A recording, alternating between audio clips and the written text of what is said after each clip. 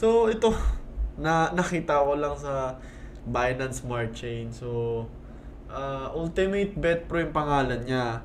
So, if mahilig ka naman sa talpakan, you can check this one out. Siyempre, itong video na to, again, this is for like entertainment purposes only. We're reviewing some projects, diba? Tinitingnan natin kung ano yung project na to. No bias naman.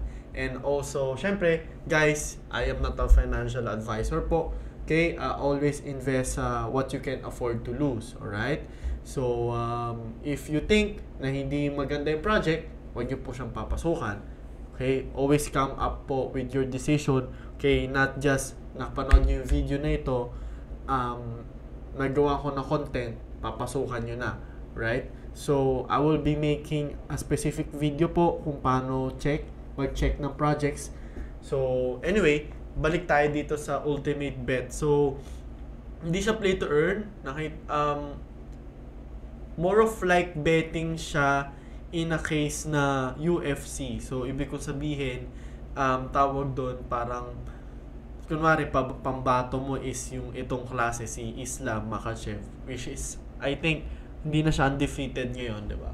So, you can bet on these players. Tapos, if mananalo sila, I think, if mananalo sila in their next match, then, checking dun sa mismo website, it says na you will win money. Right? So, ayun po yung about kay Ultimate Bet. So, meron silang mga NFTs dito, which is, if you're going to ask me, hindi siya ganon like na-explain, I would say. Like, okay, may NFT, but hindi siya like, what do you call that? Hindi nakikita yung use case dito. Ika nga. So, paano nga ba siya nag-work? Okay? So, easy steps. So, syempre, as mentioned into the website daw is deposit funds, diba?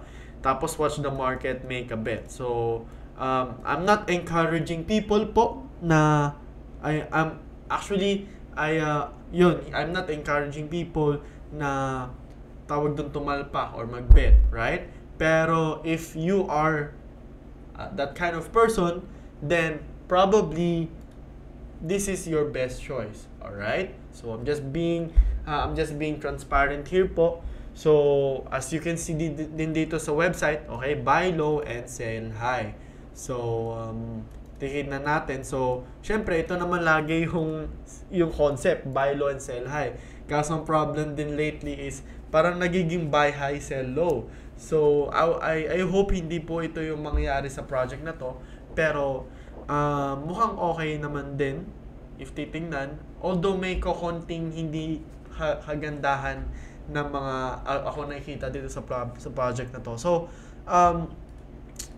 yun, blockchain-based token siya sa BSC. Tapos, as explained dito, meron din silang white paper, 'di ba? 10% daw ay block for the UBET team. So, naka-liquidity lock. Right? Now, if pupunta tayo sa audits later on, makita natin later on kung medyo may konting inconsistency dito. So, makita mo dito. So, meron daw sila mobile app. You can bet all the fighters you love all in one place. So, basically, meron din daw silang secure payments, transparent, and 24/7 support. Now, hindi pa open yung presale nila, pero meron silang KYC and audit dito. And, yun yung gusto ko pag-usapan dito. Right? So, if bababa tayo, sabi sa audit, yung ownership are not renounced, right? So, ibig sabihin, pwede i-modify nung contract owner yung functionality. So, up to 100%. So, ibig sabihin, yung nakikita po natin dito na, what they call that, lockdown ng 10%, if yung owner or someone na may-ari ng project, they modify it, then probably delikado siya. So, although verified siya ni Presale, I would say na meron lang konting hindi kagandahang flags dito sa project na to. So, yan, as as I analyze, 'di ba? Pass naman lahat. Pass naman lahat. So, sana tama, sana totoo ho ito. So, from compiler hanggang baba, wala naman issues found, right?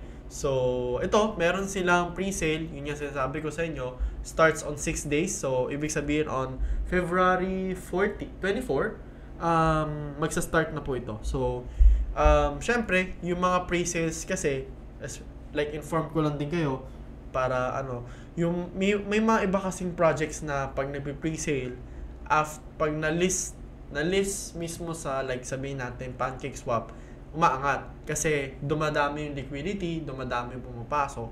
So, very normal po siya. Now, if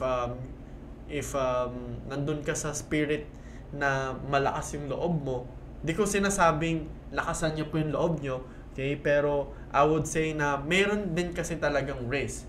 Diba? So, yun, if malakas yung loob nyo and if gusto nyo pumasok dito sa project na to, alright, so ito lang yung presyo niya. 1 BNB is equals to 1,300 UBET. Now, yun yung listing. For pre-sale, yun yung 1,600 UBET. So, ibig sabihin dito, I would say meron ka ng 25% increase if talagang ganito yung nangyari. And if kapag binenta mo yung project, binenta mo yung coin, is talagang nag-gain ka. Ganun po siya, malalaman nyo, doon mo siya malalaman kung returns ka nga ba talaga ng tama. And syempre, dito, para sa Presale Finance, is very easy. So, you're just going to connect this one. Okay, connect BSC mainnet, right? Connect the BSC mainnet. So, just click next, connect, right? And then, you can start for as low as 0.1 BNB. So, 0.1 BNB is, I guess, 2,000 pesos. Check natin, si 1 BNB.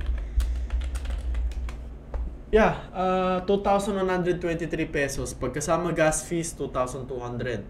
Now, maximum buy is 5 BNB. So, anti-whale siya. Pero, I would say na ito is just going to work if tawag doon talagang isa-isa. Right? So, tawag doon dito, meron silang KYC. So, ibig sabihin, hindi magagawa nung random na whale na, kumbaga, meron siyang 50 BNB.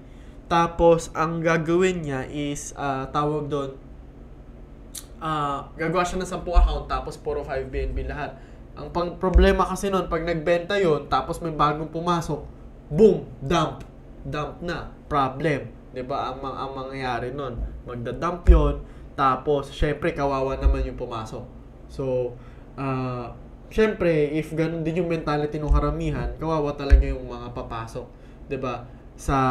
Lalo na sa listing or sa pre-sale. Kaya usually ang galawan ko po sa ganito is that, okay, pasok tayo dito sa pre-sale. Now, binibenta ko siya pagdating ng PancakeSwap. Para ibig sabihin, wala na akong risk, okay? Kasi usually po lahat ng projects talaga sa Binance is very tawag ko, konti lang yung talagang nagpa-prosper. And ang isang kadilanan nun is bukod po dun sa team, pag nagloko sila, syempre yung mga tao din na tawag doon talagang binenta nila lahat. So, yun lang po for this video. So, ayan, kompleto actually yung white paper nila. So, I'm going to like click this one. So, meron din silang videos later on dito. So, ito yung white paper, right? If titignan mo lang, for me, tawag doon, medyo hindi lang siya professionally created. So, although, kasi dapat ang white paper is like puti, right? Puti. So, titignan natin sa video. So, okay. So, meron silang mga shoutouts from a lot of people. Pero, I'm not sure kung sino tong mga to na to. Pero, ayan, may shoutout sila. So, yun yung videos. Now, sana meron din silang videos na sinushow kung ano yung itsura ng platform. So, yun lang naman yung ano ko. Meron silang demo dito.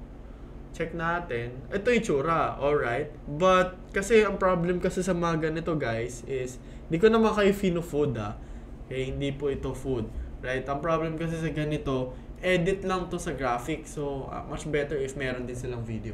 right? So, yun lang yung analyzation ko and review dito sa project na to. ultimatebet.pro, right? So, you bet yung pangalan ng token nila, right? If you're interested, you can always check them all on the website.